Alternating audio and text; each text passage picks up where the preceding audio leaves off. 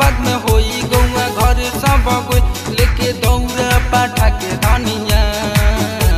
आ दौड़ा उठाव अब माथे धनिया आ जल्दी चली जा छठ घाटे धनिया आ दौड़ा उठाव अब माथे धनिया आ जल्दी चली जा छठ घाटे धनिया जल्दी चली जा छठ घाटे धनिया। प्रेम से बोला छठी मैया की।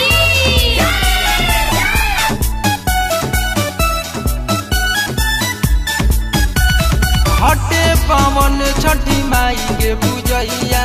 करेला हर साल सारा हो गैया तू लगाव धन पूजा में नहिया सुनली है अर्जी तोहर हो गोसैया सुनली है अर्जी तोहर हो गोसैया। हटे पावन छठी माई के पूजैया करेला हर साल सारा हो गैया तू लगाव धन पूजा में नहिया सुनली है अर्जी तोहर हो गोसैया जल बीच खाड़ भले कापे धनिहार जल बीच खाड़ भले कापे धनिहार अर्घ दिह साथे धनिया आ दौड़ा उठाओ अब माथे धनिया आ जल्दी चली जा छठ घाटे धनिया आ दौड़ा उठाओ अब माथे धनिया आ जल्दी चली जा छठ घाटे धनिया आ जल्दी चली जा छठ घाटे धनिया घाटे धनिया छठ घाटे धनिया।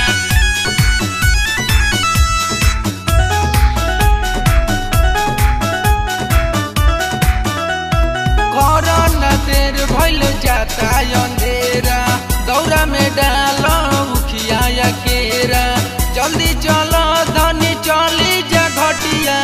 भइल जाता हो अर्घ के बेरा भइल जाता हो अर्घ के बेरा। कोरोना देर भइल जाता अंधेरा दौरा में डाल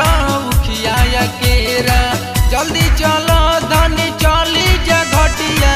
भइल जाता हो अर्घ के बेरा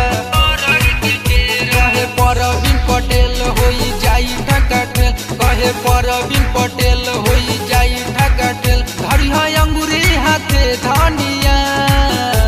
आ दौड़ा उठाव अब माथे धनिया आ जल्दी चली जा छठ घाटे।